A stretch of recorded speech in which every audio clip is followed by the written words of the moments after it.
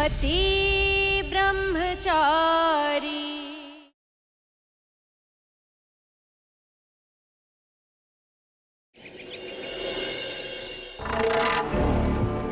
अभी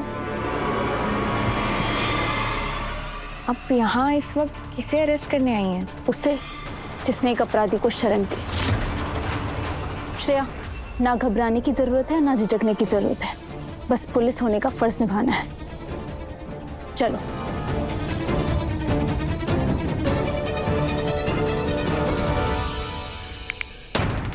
सूरज भैया, ईशा भाभी उस दादा और उसके पोते को ढूंढते हुए यहाँ तक आ गई है।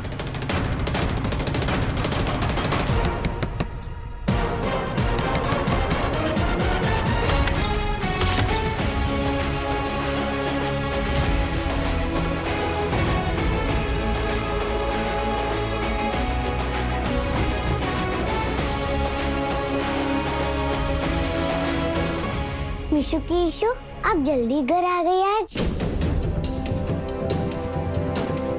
फुईबुई जी, घर में बच्चे हैं। पहले लड़ाई और अब आप पुलिस और हथकड़ी लेकर घर में आ गई। ईशु की मिशु, आपके साथ खेलने वो नए फ्रेंड आए हैं ना, वो कहाँ पर है? हम हाइड एंड सीक खेल रहे हैं।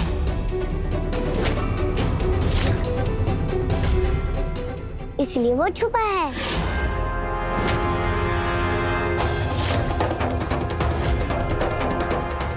मीका, आप अपने कमरे में जाओ, मैं आपके फ्रेंड को ढूंढ लूंगी।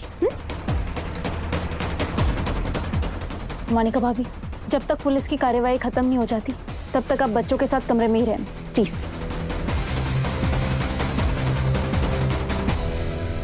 श्रेया, बच्चों का कमरा छोड़कर हर कमरे की तलाशी लो, वो किडनैपर इसी घर में है।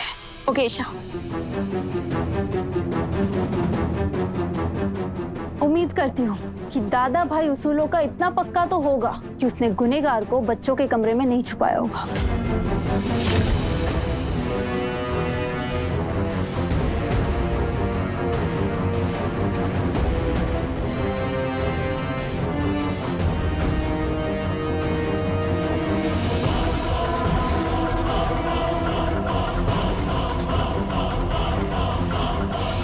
कहाँ है वो किडनैपर?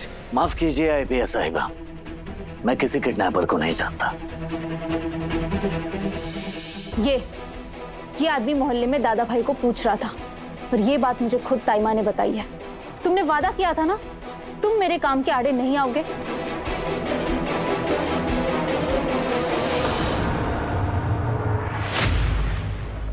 मैंने कहा ना आपको आईपीएस साहिबा कि मैं किसी अपराधी को नहीं जानता। हाँ, एक बूढ़े बाबा को जरूर जानता हूँ जो अपने एक बच्चे का दादा है। वो दादा संकी है जिसने अपने ही बेटे के बच्चे को किडनैप कर लिया। तुम्हें अंदाजा भी है उस बच्चे के बाप पर क्या बीत रही है? और आपको जरा सा भी अंदाजा नहीं है कि एक बूढ़े बाप पर क्या गुजर रही होगी जब उसके खुद के बेटे ने उस पर इतना बड़ा इल्जाम लगाया। पुलिस वालों को हर पहलू पर गौर करना चाहिए। उन्होंने काम ही ऐसा किया है, इसलिए उनके बेटे ने उन पर इल्जाम लगाया। मुझे बताओ वो दोनों कहाँ हैं? वो दोनों दादा भाई के शरण में। देखो, एक बात अच्छे से समझ लो, अपराधी को पनाह देने से ना ही तुम उन्हें बचा पाओगे और ना ही कानून की धज्जियां उड़ा पाओगे। मुझे मेरा काम करने दो, मैं उन्हें गिरफ्तार करने आई हूँ, उन्हें मेरे हवाले कर दो।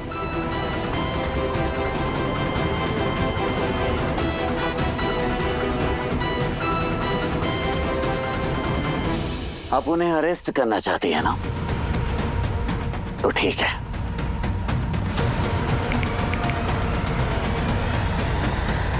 बंटी, दोनों को लेकर आ जाओ।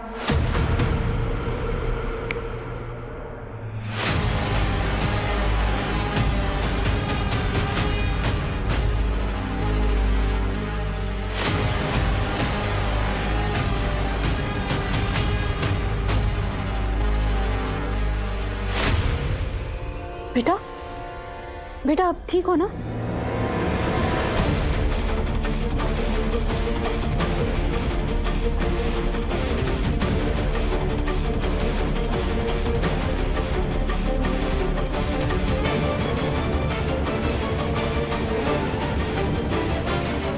मैं आपको गिरफ्तार करती हूँ। मेरे दादू को कहीं मत ले जाना प्लीज। नहीं नहीं, चुप हो जा, कुछ नहीं होगा मुझे। मेरे बच्चे, चुप हो जा। बेटा यहाँ आओ, आओ। आपके पापा आपको बुला रहे हैं और आपको आपके दादू से डरने की कोई जरूरत नहीं है। मुझे नहीं जाना अपने पापा के पास, अच्छा, मुझे दादू के पास रहना है। प्लीज अच्छी प्लीज। ओए बुढ़े, तूने बच्चे को डराया धमकाया है ना? सच सच बता, तूने ऐसा क्या कहा है जो बच्चा अपने बाप के पास भी जाने को तैयार नहीं है? बोल। प्यार दिया इन्होंने बच्चे को, और यही है इनका अपराध। इसलिए पोता अपने दादू को ही साथ रहना चाहता है। इस बच्चे का बाप आया होगा आप लोगों के पास और कहा होगा कि उसका बाप अपराधी है। शायद सबूत और गवाह भी लाया होगा, और साथ ही साथ ये भी कहा होगा कि ये बूढ़ा आदमी अपने पोते का किडनैपर है। और आप इंसाफ की देवी बने, आंखों पे पट्टी बांधकर इस आदमी को कसूरवार मान बैठी। ये है आपका कानून। पर दादा भाई का कानून कहता है कि ये एक ऐसा अभागा बाप है जिसका बेटा नालायक है।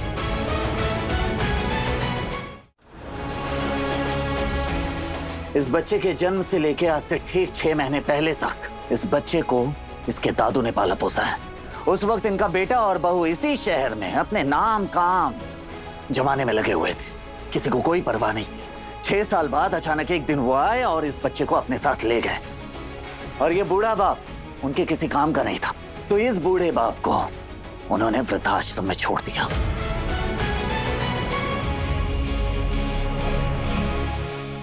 और इतना ही नहीं, बहू बेटे ने इनका मकान बेचकर इनके सारे पैसे हड़प लिए। कुछ महीनों बाद वृद्धाश्रम की फीस देना भी बंद कर दिया। इनको वृद्धाश्रम से निकाल दिया गया। यहाँ तक कि पिछले 1 महीने से तो इनका रहने का कोई ठिकाना ही नहीं है।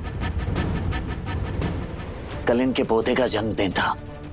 ये छुपकर उसी से मिलने आए थे, क्योंकि इनका बेटा और बहू इन्हें इनके पोते से मिलने नहीं देते। और जब ये वहां से वापस जाने लगे तो इनका पोता खुद इनके पीछे पीछे भागा चला आया। ईशा भाभी, जरूरी नहीं है कि हर बार जो दिखे वही सच हो। इस बार आपने गलत का साथ दिया और दादा भाई ने सच का। मैंने सोचा था जैसे ही पोता सो जाएगा उसके घर छोड़ाऊंगा, पर उससे पहले मेरे बेटे ने मेरे खिलाफ FIR कर दी। ईशा जी, आपका कानून तो सबूत और गवाह पर चलता है ना, तो अपराधी आपके सामने है। कीजिए इन्हें गिरफ्तार। क्या फैसला लेंगे ईशा जी आप? सच जानने के बाद आप अपने दिल की सुनेंगी या सबूत और कानून का साथ देते हुए आप इन्हें गिरफ्तार करेंगे? या आप अपने गवाह के दलील पर इस बूढ़े बेकसूर इंसान को जेल की सलाखों के पीछे डाल के उसे सजा दिलाएंगे? असली कहानी आपके सामने है ईशा जी, और आपके सबूत बाबा को मुजरिम करार देते हैं ना, तो कीजिए इन्हें गिरफ्तार। पहनाइए हथकड़ी। आज मैं भी देखना चाहता हूं, सच जानने के बाद आप अपनी दिल की सुनती हैं या आप अपनी आंखों पे पट्टी बांध के अपनी ड्यूटी निभाना चाहती हैं?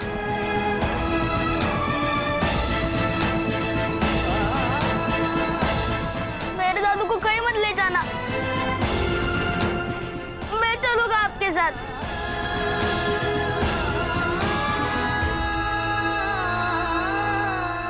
नहीं श्रेया,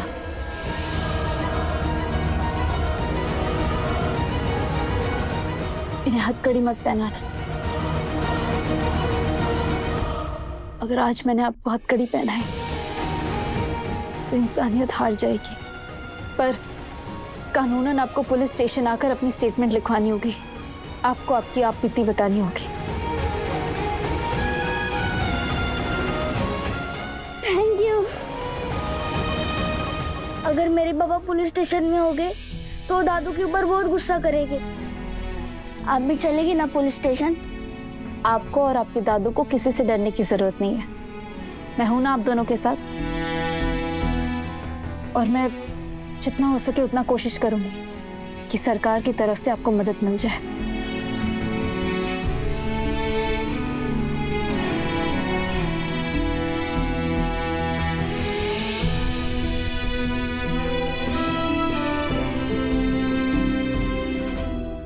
खुशबू भाभी, आप बाबा के वकील के तौर पर पुलिस स्टेशन जाइए और देखिए कि उन्हें किसी भी तरह की कोई भी परेशानी ना हो। जी सूरज जी। रिया, बाबा को स्कूल में लाइब्रेरियन का काम दे। वो बच्चों के साथ काफी अच्छे हैं, उन्हें वहां सम्मान मिलेगा। और हॉस्टल में ही उनके रहने का इंतजाम कर, क्योंकि मुझे सरकारी बातों पर बिल्कुल भी भरोसा नहीं है।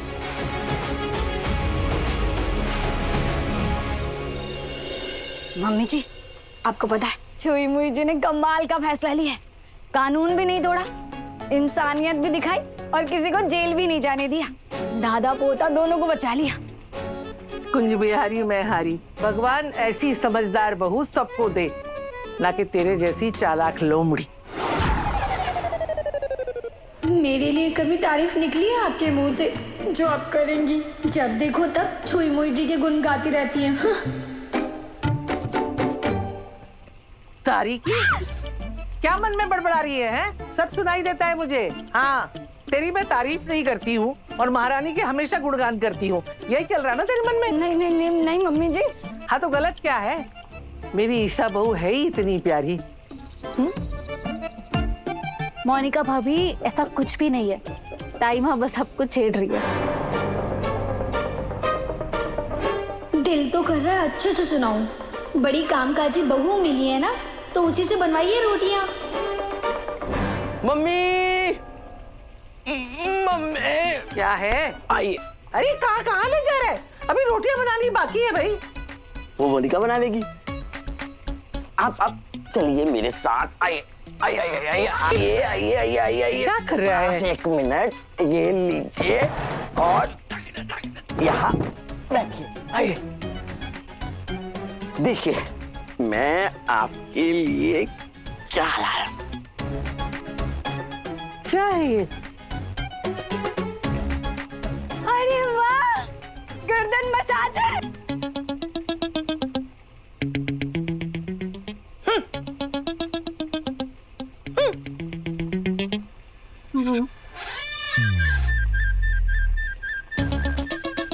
सोचा था शादी के बाद पति के घर जाके राज करूंगी, लेकिन यहाँ तो राजा तो पीछे से रोटियां बनवाते, सारा काम मुझे से करवाते।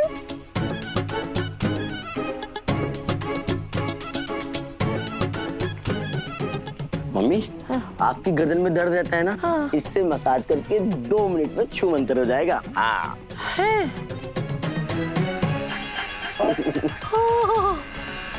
हे बाकी बिहारी, ये तो बहुत आराम दे रहा है।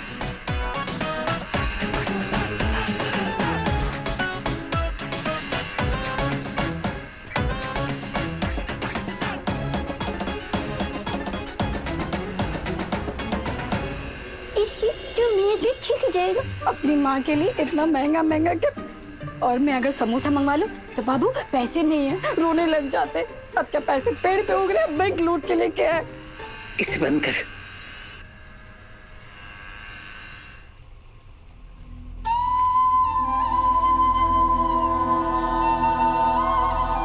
महारानी बहू जितनी मेरे लिए अच्छी है, तू भी उतनी ही प्यारी है मुझे। सच्ची मम्मी जी।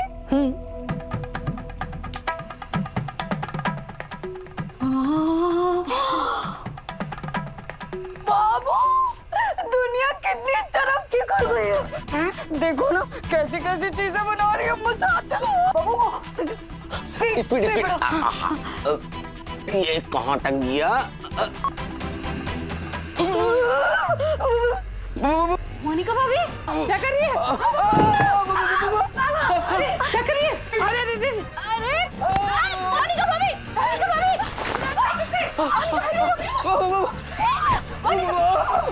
पूरे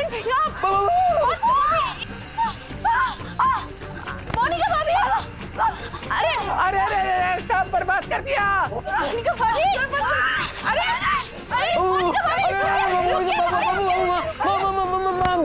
माँ माँ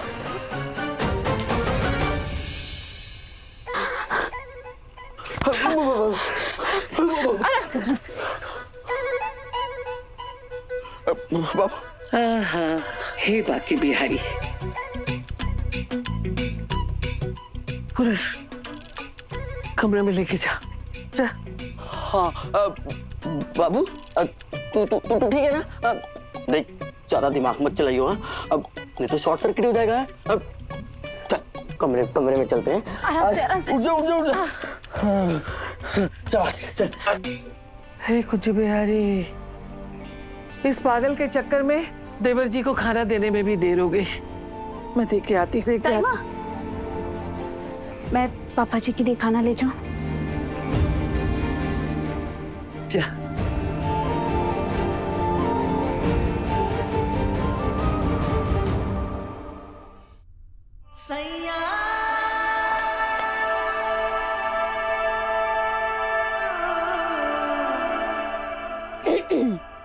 तो तुझे भी प्यार हो ही गया? कुछ भी मत बोल काव्या। बोल तो तुम्हारा चेहरा रहा है ननद रानी जी। ऐसा कुछ नहीं है मोनिका भाभी जी।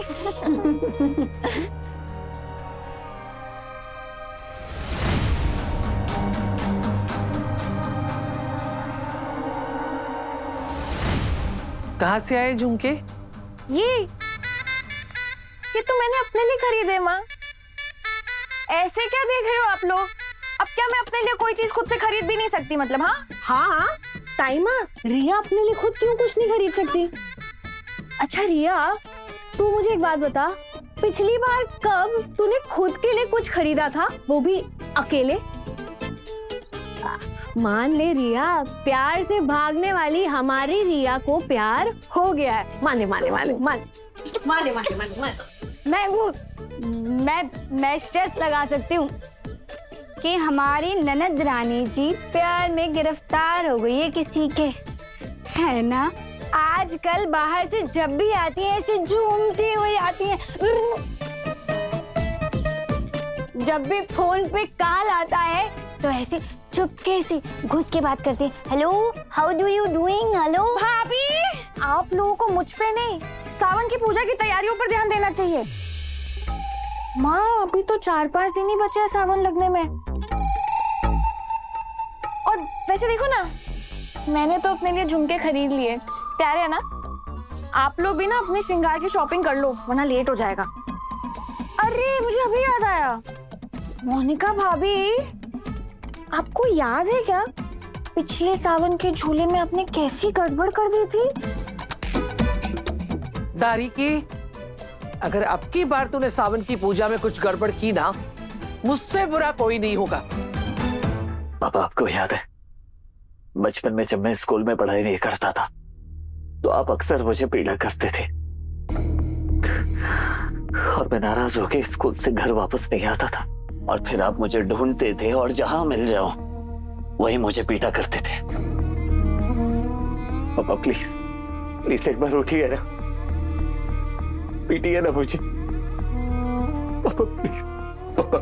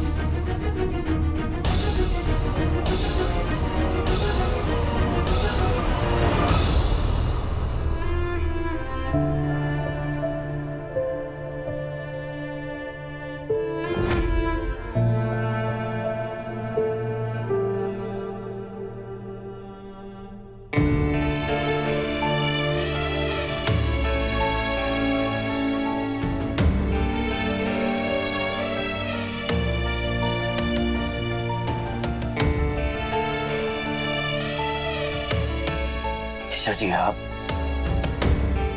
सूरज, पापा जी के लिए अपने हाथों से खीर बनाई थी, उन्हें बहुत पसंद है ना, इसलिए।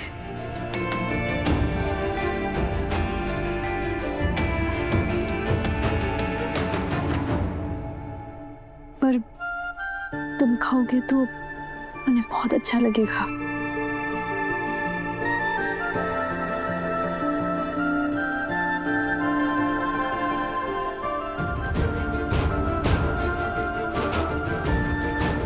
पूरे 2 साल के बाद आपके हाथ का बना कुछ खाऊंगा। थैंक यू ईशा जी।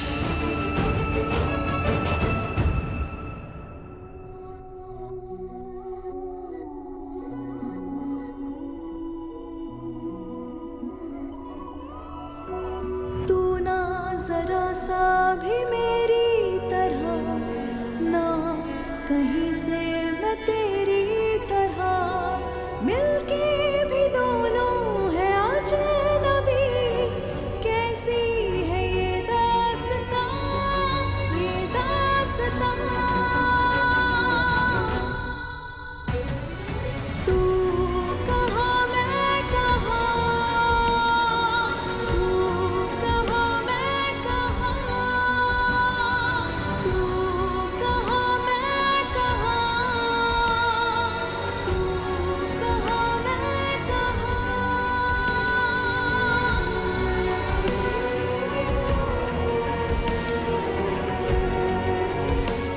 सूरज, मैं अपना पति ब्रह्मचारी वापस चाहती हूँ।